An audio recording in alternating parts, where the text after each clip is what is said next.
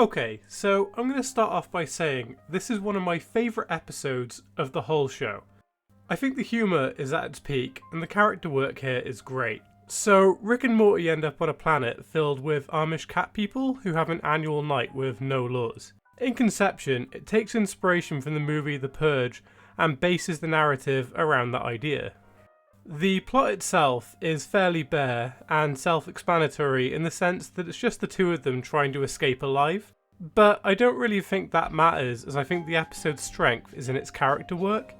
Given that this episode is nearing the end of the second series, we have seen how much Morty has changed and adapted due to his adventures with Rick. On the one hand, this has made Morty a much stronger person, but has also opened up a much darker and aggressive side, as seen perfectly well in this story. And the way this episode pushes him to the breaking point is really funny and well done. So, in order for Summer to send equipment to them in aid of survival, Rick needs to set up a beacon on top of a lighthouse. The owner agrees, but only if Morty listens to his tale, which ends up being an awful screenplay. One which Morty tries to be nice about up until the petty writer pushes him too far.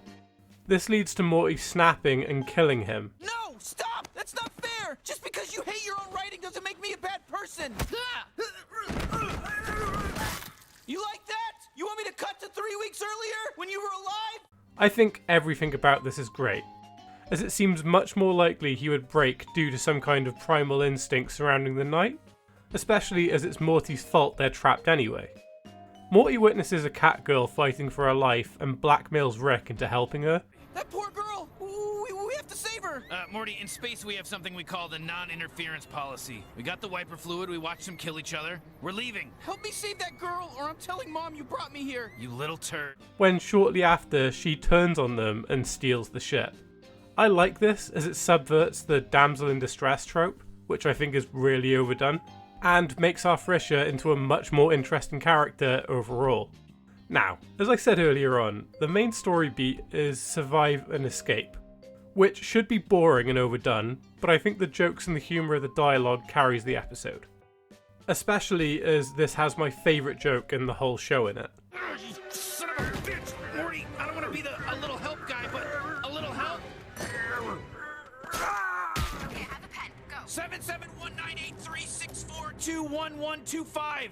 A spoon, Morty? A spoon? I'm sorry! There's a pile of silverware next to you and you throw me the one thing that can never kill anything? I think an environment like this is the perfect place to highlight Morty's character development, especially in contrast to Rick, who seems to be in his element murdering all these people. The episode ends with our Frisha revealing she only did what she did to rid her planet of the rich government who forced the purge every year.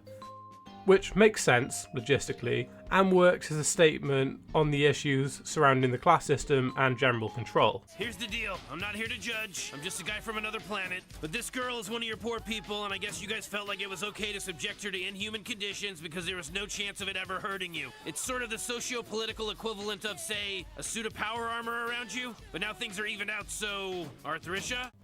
So yeah, I personally think this is an underrated episode and should be praised more for its character work and overall humour.